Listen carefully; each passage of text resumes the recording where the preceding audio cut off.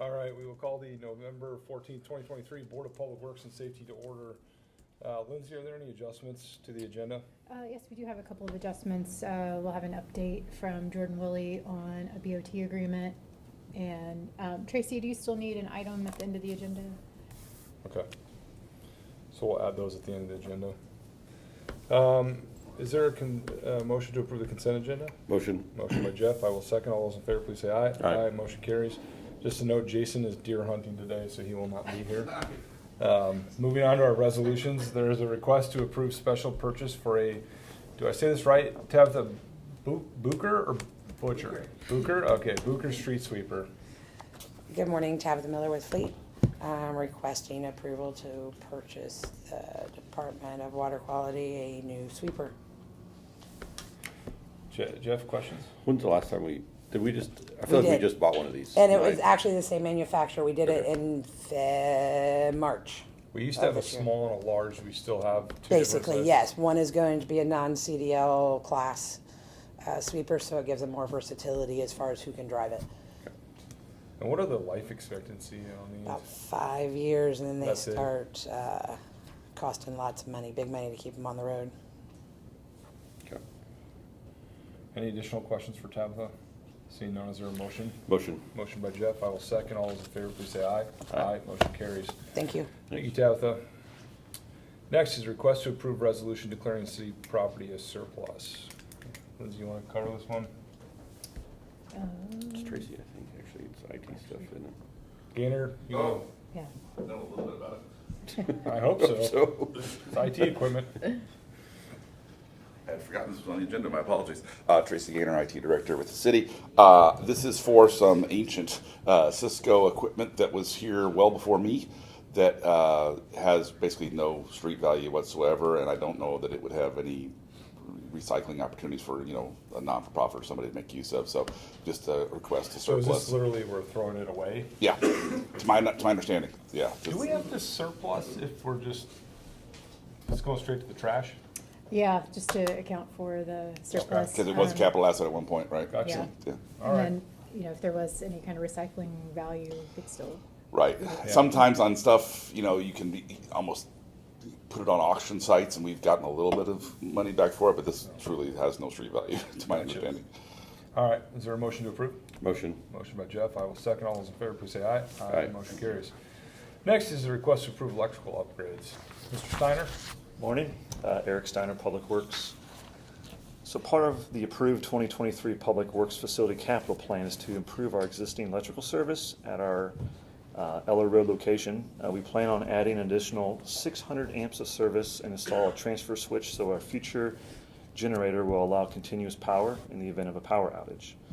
The Eller Road campus is both the hub of operations for Public Works and the city's backup emergency operations center.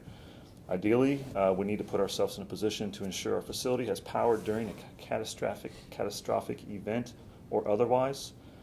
This request is phase 1 of 2.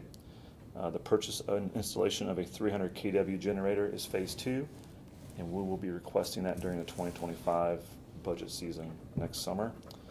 We received 2 bids, with Fredericks Incorporated being the low bid at $492,000. The other bid was around $750 with Nugent.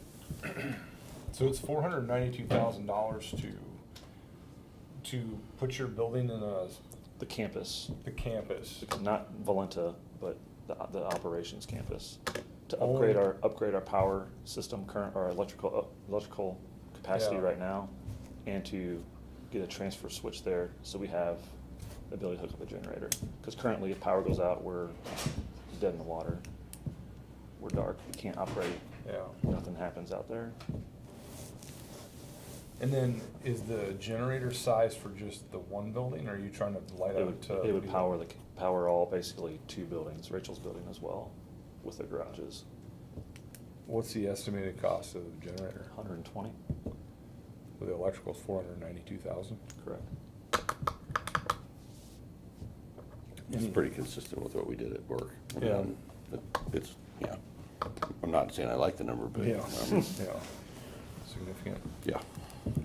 Obviously, you guys are a critical part of any kind of emergency operations, so I certainly appreciate that fact. Now, would this account for if we consolidate fleet at some point in terms of power usage? Would this allow for? The 600 amps, from what I understand, is about the mower shop. Is what Rachel tells me is a mower shop down there. So as far as her, Well, she repairs a lot more than mowers, Yeah, about a third of the shop there. yeah, so we would have to do another upgrade as well. So is there a duplication of work here if we end up consolidating fleet down at the garage? Like, if we do this, are we gonna have to go redo it when we bring? I think the issue is we aren't necessarily sure how much power we will need once that transition happens at some point, if that's a year, 2 years down the road. So this is a start, and then, Yeah, I get that it's a start, I just worry that we're gonna spend $492,000 and then we consolidate and the electricians are gonna come in and say, we have to redo $250,000 of the $492,000 you did, because now we need significantly more power. I'm ignorant to this, they may say, no, these are two entirely separate. sure. I just sure. don't And know the I don't answer. know that answer either. It's a good question, for sure.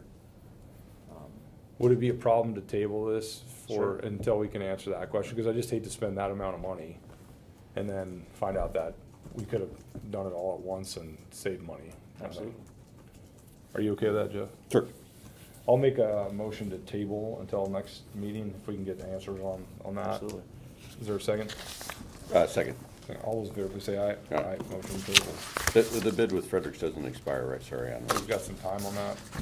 I'll have to double check and see. I mean, we're not talking months here, we're talking weeks in terms of a conversation. Yeah, exactly. Okay, awesome. Thanks, Eric. Sorry, That's I said- a good question.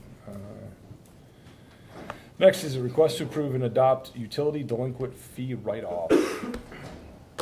Lindsay, you wanted to maybe make a comment about some verbiage in there? Sure, yeah, so this is a delinquent fee write-off policy for the board to review and hopefully adopt. It's for sewer and stormwater utility fees. In the policy, it gives 6 instances where the controller's office may be able to bring account balances to the board for approval of write-off. On number 1, we did have somebody write in and comment that the statute technically says any unpaid balance is less than $200, and it says $200 or less. So if you want to amend that language to be less than $200, I can get that over to Carrie so that she can put it on the agenda, and we can adopt that as the formal policy. The rest are founded in either federal or state law, or Okay. situations where, it's gonna be bad debt that isn't gonna be worth pursuing. And is there a waiting, like, is there a period of time Yes, that we wait to? we would wait. So a lot of them, if they're over, we have an aging report, so we'll look at like over 120 days. I see. Or if they're current customers that still stay with us, we could combine them. So it's Yeah. really what we've seen since we took over and acquired HSE Utility is they built tenants, and we never used to build tenants. I see. And so what's happening is tenants aren't really good at leaving us anything to trace them by. So Gotcha. that's where So a if lot they get up and leave and they have a month's worth of bills, it's hard to really find a lot of them. So we can, So is it a dollar amount or is it like after 12 months? it's usually a dollar amount and how long it's been outstanding. So that's kind of, and so a lot of we also have just a large balance just due to calculation errors where we manually calculate, and then the system, 12 cents off or something? yes, like do some of those. And so that's where, just to clean those all up, and statutorily, even if it's 10 cents, we're not supposed to write that. And then the policy would be that to write it off and it would come here for final approval for the write-off? Right. So, like quarterly, it could just be submitted even on the consent agenda, that way Yeah. it's part of the public record. I think we should go one by one. Sorry, just With ready to like. reasoning, That sounds like- Jeff, do you have any questions on this? No, I'm fine with the modification proposed. Is there a motion to approve the utility delinquent fee write-off policy? Motion. Motion by Jeff, I will second. All those in favor, please say aye. Aye. Motion carries. Lo and behold, we have our first list of resolution approving delinquent utility fee write-offs. Lisa? Yeah, so this pursuant to the policy we just adopted. So this is our first pass-through on this. If you can see, it totals less than $7,000. It's a combo, and so what it is anybody that's over 120 days and under what would be the flat rate, so under the 31, under 39.79. So what we're really trying to do is start there and start with kind of the low-hanging fruit, so to speak, of writing those off. But Got it. yeah. Any questions, Jeff? I mean, other than the fact that there's some companies on there that are trying to build homes. Lennar, there's like Lennar, and there's some of those, and so Pulte, yeah. some of those that are home builders, we're going to take a closer look at. We just pulled the report, got pulled on Yeah. those, so those would be yes, there are some Okay. builders. I mean, I think there we have some incentive. Yes, that one, yes, that's a special case, Yep. and so we put those on there, but that just because we put them on there doesn't mean we're necessarily going to write them Got off it. on it. Yep. Oh, Yeah. it's- That would not be. They're an easy one to find. Yep. Got it. All right, is there a motion? A motion. Motion by Jeff, is there a second? All right, I guess I'd be the only second. You- All those in favor, please I've say done aye. that before. Aye. Aye. Motion carries. Thank you, Lisa. Thanks. Next item is request to approve a special purchase for IT storage. Tracy's gonna come up and tell us why it's special. This is a request to add some additional storage on-premise city-owned that is used in our police work. As the mayor's aware, we used to have to make this almost an annual ask, but thankfully, due to a combination of the ability to increase cloud storage for archive casework, which takes the burden off some of our on-prem work, we won't be having to come back and ask for this annually. Originally, I had planned to ask for this in next year's budget cycle for a variety of reasons. We couldn't do it next year. But because of some cost savings in professional services, we were able to move money over to equipment. And this would be a additional, getting to the numbers, 200 terabytes raw storage that will come with 5 years of support. So hopefully we'll get a good 4 or 5 years out of this and not have to.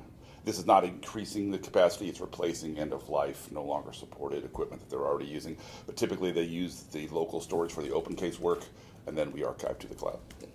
Well, I will beat a dead horse here, but I think we still need to continue to push this policy makes no sense. So just so everyone's understanding, the work that our Internet Crimes Against Children group does, where they do significant work and difficult work, and unfortunately the people who prey on children with internet crimes, they collect enormous amounts of video content. Video is large. I mean, terabytes of video of abusing children. Under the current law, they claim that we're not allowed to store that evidence in a cloud scenario because it crosses state lines. So we're transmitting child pornography, if you will, across state lines. For cost and security purposes, it would be wonderful for us to be able to store it in a secure location from a data warehouse somewhere, the CIA, the FBI, everybody else uses.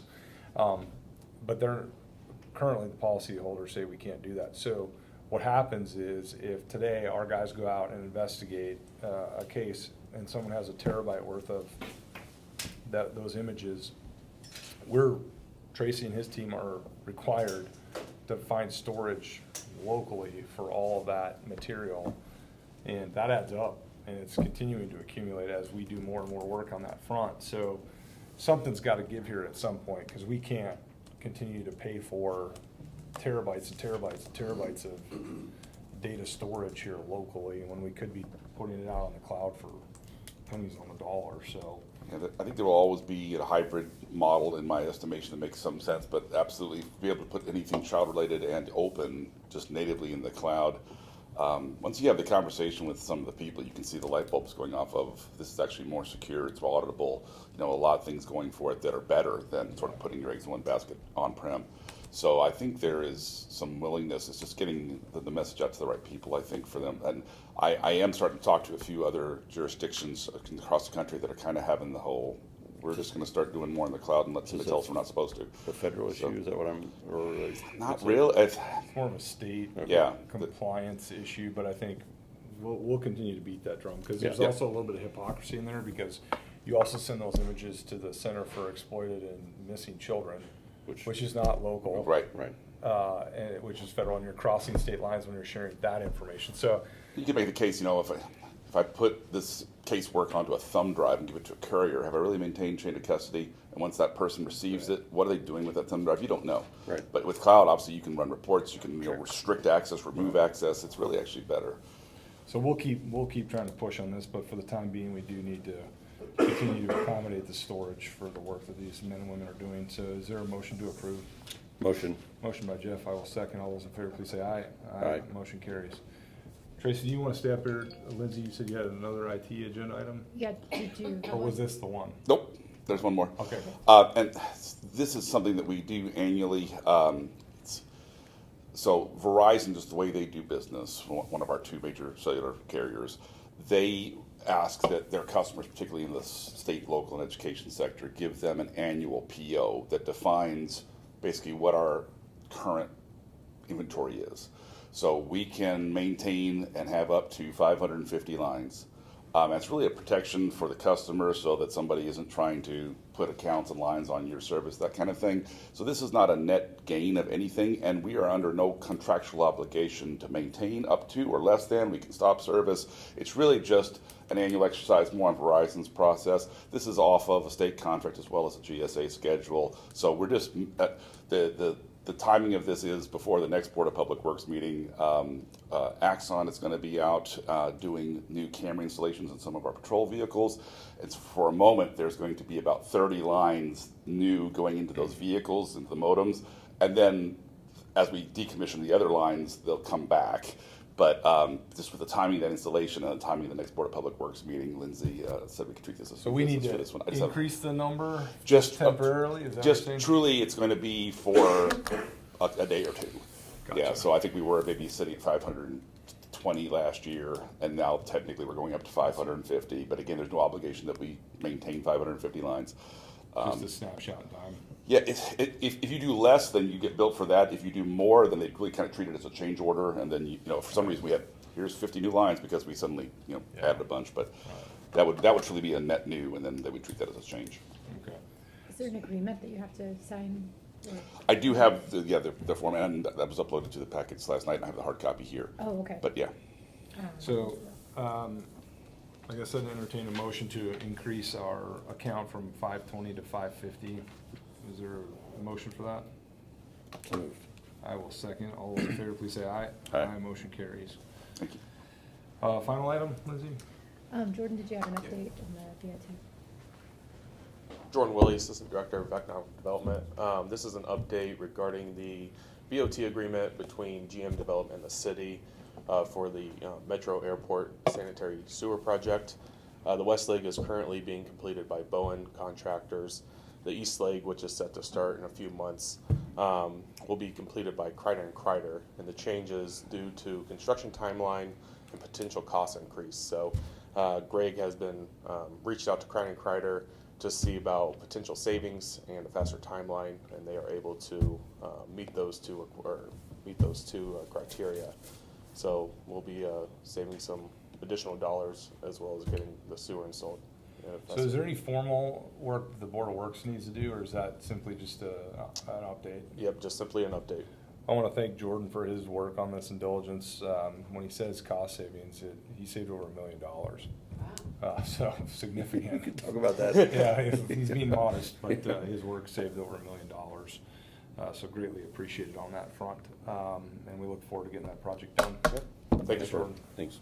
We do have somebody here that would like to Yes, make we, public comment. and I want to thank you guys for your patience as we got through our agenda, but are there some residents that would like to come up and speak today? We'll just go together. I have one issue and he has another, so. Okay. I want to thank you, Mayor Fadness, and hey, Tim, is he in the room by chance? So Tim's right behind you. There he is. Hello. He has fielded all my emails and all my Yes. calls, and I appreciate that. I'm here because I have concern with the installed curb cutouts in our neighborhood, which is the Parks at White River. And because of a right-of-way issue, the eyebrows were left out of that, even though they have street side sidewalks there that were installed when the neighborhood was built. And so HATEM sent me a nice note, and I just wanted to come here for clarification and make sure that I'm understanding kind of the wording in this document and also to hopefully walk away with the plan and offer up to the city of Fishers that our HOA would be very willing to work with you as you figure out all this right away and what you need to do to help you get that accomplished. And I was real thankful to hear that it's not just about the parks at Wright River, but you're going to go back and do this with all of the neighborhoods, because accessibility is real important to me. So appreciate that. So basically, in the letter that Hatem wrote, and I think most of you got copied on, he just mentioned, said in order for us to absorb the private eyebrows in the city inventory and incorporate them in our future products, there will be a process where there will need to be dedication of right-of-way in order for the city to operate, and then after that, we can include these curb ramps and in our pipeline for future resurfacing projects. It was the word resurfacing projects that concerned me. I wondered if that meant you were just going to do this going forward, or if you will come back to the current neighborhoods and make sure that we are not forgotten and have those quickly fixed.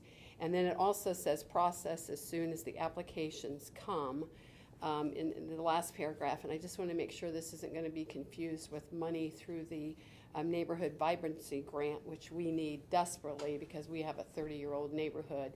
So we have failing walls, failing structures, and lots that we're going to be applying for those grants for through our HOA. I'm glad to hear that you're going to be applying. Yes, That'll yes. be good. That's Mark, and he's planning on doing that. So that's why I'm here, is Yeah. asking for clarification. of that. So maybe I could wrap all these conversations into one.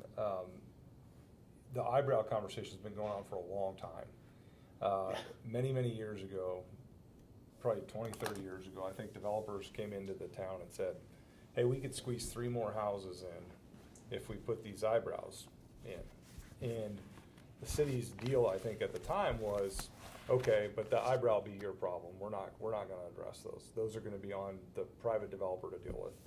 And like so many of these conversations where originally it sounds like a good idea because the developer will take care of it, over time what we realize is that they don't. The developer leaves and then the homeowners are left with it, and then a lot of times the homeowners they're not even aware that the eyebrow is theirs. And so typically what happens to our Department of Public Works when it snows outside is they get a call from a new resident that says, you forgot to plow my eyebrow.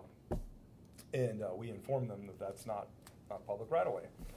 That's been a point of contention and a point of frustration for a number of years. And so through a variety of conversations, I started talking to Mecki, and we call him Mecki. Okay. Hatem Mecki, we call him Mecki. Mecki, as well as our Department of Public Works and our infrastructure news, we started talking about, does it make more sense to just have those eyebrows become part of the city of Fishers? Everyone's paying taxes. A lot of the folks that live there now, they didn't have anything to do with that deal that got struck 25 years ago or what have you.